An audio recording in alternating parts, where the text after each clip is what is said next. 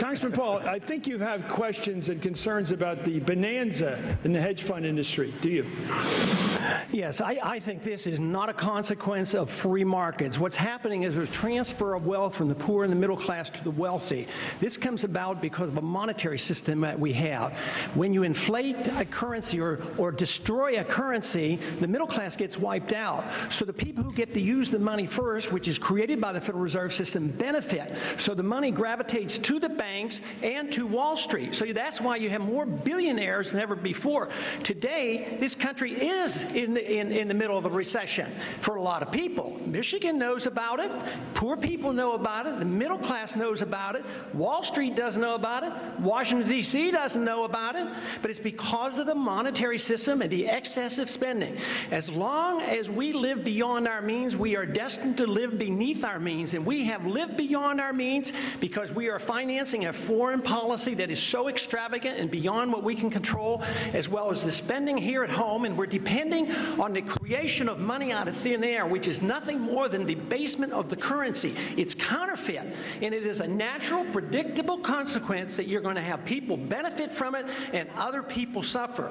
So if you want a healthy economy, you have to study monetary theory and figure out why it is that we're suffering. And everybody doesn't suffer equally, or this wouldn't be so bad. It's always the poor people, those on retired incomes, that suffer the most. But the politicians and those who get to use the money first, like the military-industrial complex, they make a lot of money and they benefit from it. Thank you, Congressman. Same question. Should a Dubai company be able to own 20% of NASDAQ? Congressman. If there's no conflict with national security, certainly yes, they should. This is the story. Dubai owning NASDAQ. Is there security issues? I don't think they're a threat to our national security, no. So they would be able to. Congressman Paul, would we have gone to war in Iraq if we weren't so dependent on Middle East oil? Probably not, but that should not be a reason. That's an old theory. It's mercantilistic. It's neo-colonialism that you have to maintain your supply routes and your natural resources. But I think there's still a lot of those kind of people around, and they believe, you know, we were told it was about oil and jobs when it first started in 1990, and this is just a continuation of that war. Indeed, this war is a mistake. It was a mistake to go in. It's very costly, and it has a lot of economic ramifications. We're going broke. We have this huge deficit. We're spending nearly $1 trillion with maintaining our empire overseas, and that's a cost. Right now, we own foreigners $2.7 trillion. No wonder they have money to come back in here and buy stuff up, and then we object. But that has to do with our monetary system as well as our foreign policy. So if we want prosperity, we have to change our foreign policy. We have to live within our means, but we can't maintain a reserve currency where all our greatest export today are paper dollars. We create money out of thin air, and they still accept it as if it was backed by gold. And that is the reason all this money goes overseas, and at the same time we finance all this military activity overseas. It's bankrupting this country. And not only that, it's a threat to our personal liberties here, and it's going to be a threat to our economy because we are beginning to live beneath our means. And that is a natural consequence of what happens when you live beyond your means. So we must change our policy both overseas and domestically. Congressman Paul, do you believe the President needs authorization of Congress to attack strategic targets in Iran, nuclear facilities? Absolutely. This idea of going and talking to attorneys totally baffles me. Why don't we just open up the Constitution and read it? You're not allowed to go to war without a declaration of war. Now, as far as fleeting enemies go, yes, if there's an imminent attack on us, we've never had that happen in 220 years. The thought that the Iranians could pose an imminent attack on the United States is preposterous. There's no way. This is just fleeting. This is just war propaganda, continued war propaganda, preparing this nation to go to war and spread this war not only in Iraq but into Iran unconstitutionally.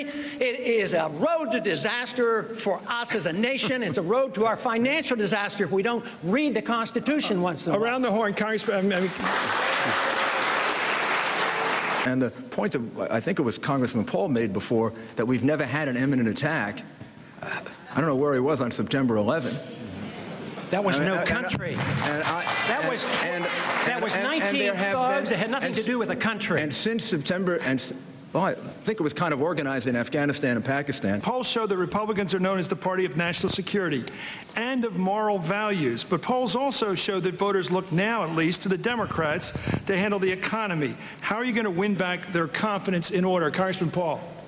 Well, first, we have to have a sound economy, and we don't. We're overtaxed, we're overregulated, we work with a currency that is non-functional, and our prosperity is slipping. And we are overextended overseas. You can't have a prosperous economy at home when you're spending all the money overseas. You can't even have a strong national defense if you're spending all this money overseas in wars that we're not winning. So if we want a prosperous economy here, we have to change these policies, and we can't be bailing out farmers and subsidizing ethanol. This is just the wrong way to go. The taxpayers pay for the subsidies, and then they pay for higher prices when they buy the gasoline or buy the food. It never works. Are unions good for America? And please act like you're a member of a union and limit it to 30 seconds. Okay? I'll start with Congressman Paul. Please, we have to limit it to time.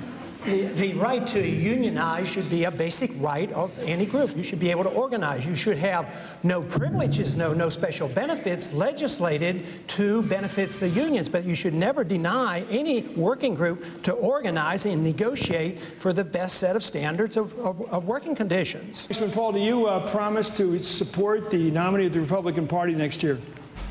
Not right now, I don't. Not unless they're willing to end the war and bring our troops home, and not unless they're willing to look at the excessive spending.